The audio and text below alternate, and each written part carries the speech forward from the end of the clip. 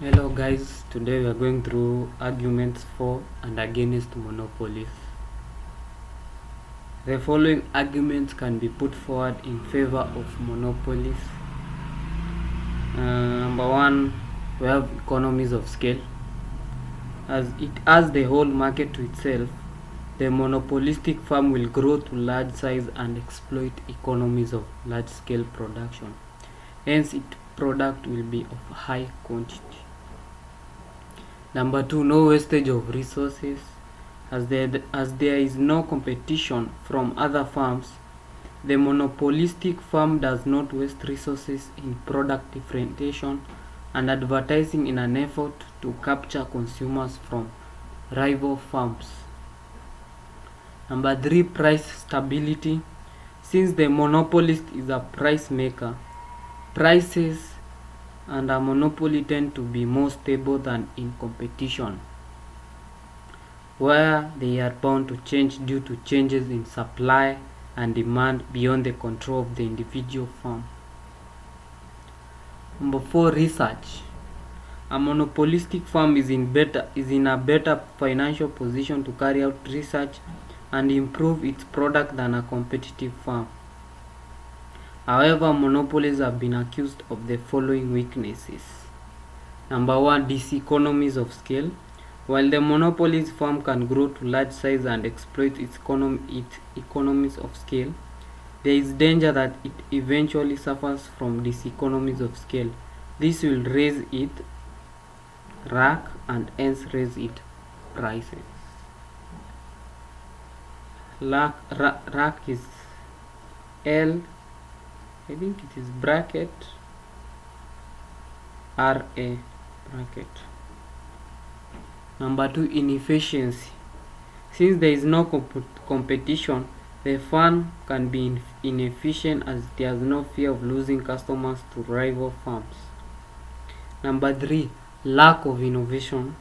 Although the firm is in a better financial position to carry out research and improve its product than a firm in a competitive market, it may not actually do so because of absence of competitors. Number four, exploitation. Exploitation of consumer is the most notorious practice for which monopolists are known as in overpricing so as to maximize profits. Imperfect competition. Assumption of monopolistic competition. Monopolistic competition, as the name implies, combines features from both the perfect competition and monopoly. It has the following features from perfect competition. Roman 1, there are many producers and consumers. The producers produce differentiated substitute, hence there is competition between them. The difference from perfect competition is that the product area is not homogeneous. Roman 2, there is freedom of entry into the industry so that an individual firm can make surplus profit in the short run, but will make normal profit in the long run as new firms enter the industry. Monopolistic competition has the following features from monopoly. As the product are differentiated substitute, each brand or type has its own sole seller, e.g. each brand of toilet soap is produced by only one firm. If one firm raises its price, it is likely to lose a substantial proportion of its customers to the rivals. If it lowers price, it is likely to capture a proportion of customers from its rivals. But in the first case, some of its customers will remain loyal to it, and in the second case, some customers will remain loyal to other traditional suppliers. Hence, as in monopoly, the demand curve for the firm slopes downward as it is more elastic than in monopoly. Short run output and price. In monopolistic competition, it's the product differentiation that permits its price without losing sales. Due to brand loyalty, consumer will continue buying a particular product as preferred to all other brands in spite of increases in the price of that product. If one firm lowers its price, it may capture a few more customers, therefore expanding its sales over and above the traditional customers. Besides, the product differentiation need not be physical, only the customers need to feel the products are different. Generally, the demand for one seller's product will be price elastic due to close substitute. If one firm raises its prices, TR will go down, which is total revenue will go down. The level of elasticity will depend on the strength of product differentiation. Product differentiation describes a situation in which there is a single product being manufactured by several suppliers and the product of each supplier is basically the same. However, the suppliers try to create differences between their own product and the product of their rival. It can be achieved through quality of service, after sales services, or in some cases the difference may be more in the minds of the customer rather than real differences. But a successful advertising can create a belief that a service or a product is better than others, and thus enable one firm to sell more and at a higher price than its competitors. Advantages of product differentiation. For the firm, we have A for the firm. Roman 1, the ability to increase prices without losing loyal consumers. Roman 2, the stability of sales due to brand loyalty. The firm will not be subject to the risk and uncertainties of intense price competition. B for the customer. Roman 1, consistent product quality. Roman 2, wide consumer choice between differentiated products. Disadvantages of product differentiation. We have A. Product differentiation generally reduces the degree of competition in the market. It does this in two ways. Roman 1, it reduces competition amongst existing firms because consumers are reluctant to substitute one product for another since they have developed brand loyalty. Roman 2, it makes it more difficult for new firms to enter the industry in the long run if the consumers are already loyal to existing products. B. All the effort and expense that the firms put in product differentiation are wasteful. Too much is spent on packaging, advertising, and design changes. The price of goods could have been reduced instead. C. Too many brands on the market produced by a large number of firms could prevent the realization of full economies of scale in the production of goods. D. Since the firms cannot expand their output to the level of minimum average cost output without making a loss, the excess capacity theorem predicts that industry marketed by monopolistic competition will always tend to have excess capacity. Let's move to long run output. In the long run output, whether the firm makes profit or not will depend on the condition of entry, e.g. when surplus profits exist, there will be new entrants because they will make profit. But as new firms enter, the market share enjoyed by each firm dwindles and the curve will shift to the left. The cost will always be affected by the new firm entrants in three ways. 1. The new firms might make the cost resources to go up. 2. The cost curves might also be unaffected. 3. As new firms enter, the cost curves might shift downward because many sellers might face cost of resources downward. As long as the area profit in the industry, more firms' entry will stabilize when profits are zero. The losses might also cause exit of the firms. Zero profit implies that RAC LRAC is equals to LRAR.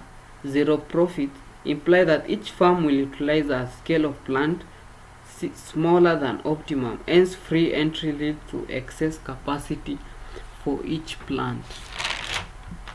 Waste in perfect competition. Monopolistic competition involves some degree of waste in two aspects. When new firms enter the industry and demand for the individual firm's product falls, it will be forced to reduce production. This means that part of its plant equipment will be unused. It is said to be operating under condition of excess of the demand or the market of its product. In practice, the firm will not allow a situation where it is reduced to a state lower than normal profit.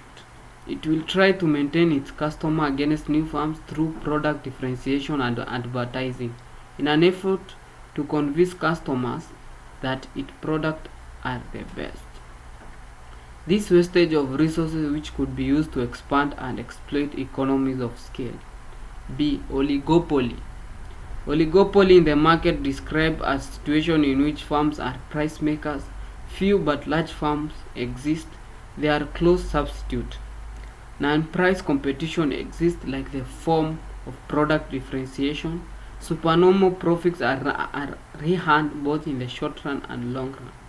Because the sellers are few, then the decisions of sellers are mutually interdependent and they cannot ignore each other because the action of one will affect the other. The example of oligopoly in Kenya is the telecommunication industry. Yeah. We have the pricing and output decision of the firm. The price and output shall depend on whether the firm operates its A. Pure oligopoly, or 2. B. Differentiated oligopoly. A pure oligopolistic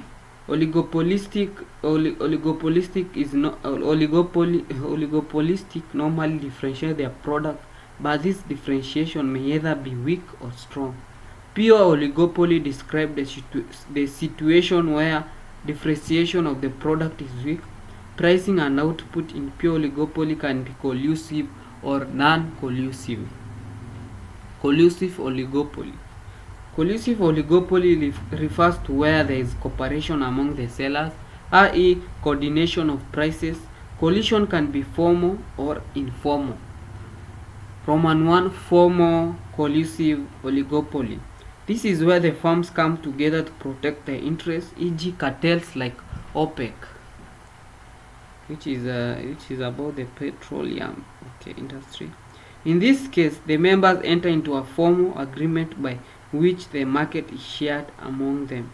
The single decision maker will set the market price and quantity offered for sale by the industry.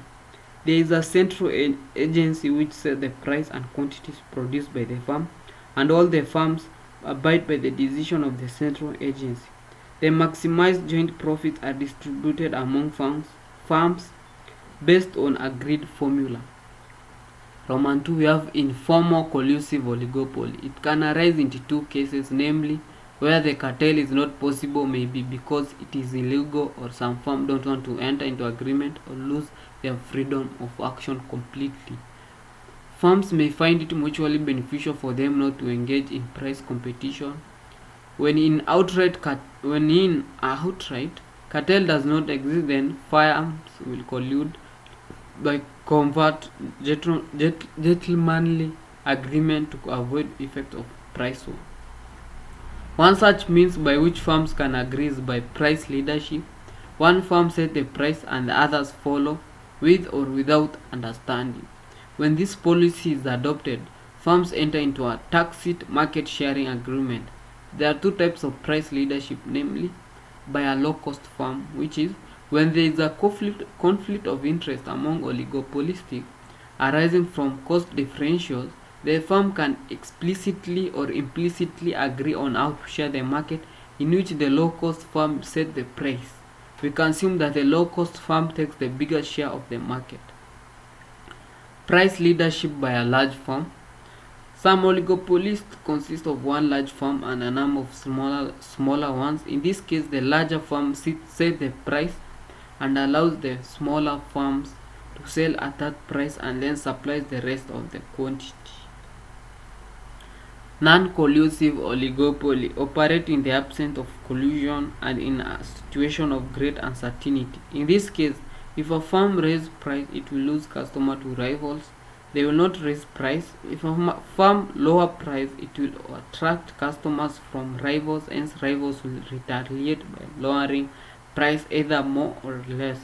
This will create a price war. It will come at a time when price is so low that the consumer will see no point in changing suppliers.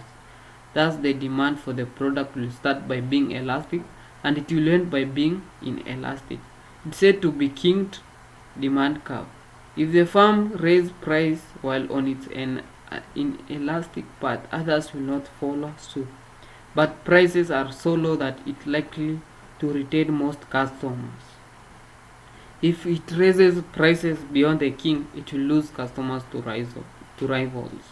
Barriers to entry in pure oligopoly.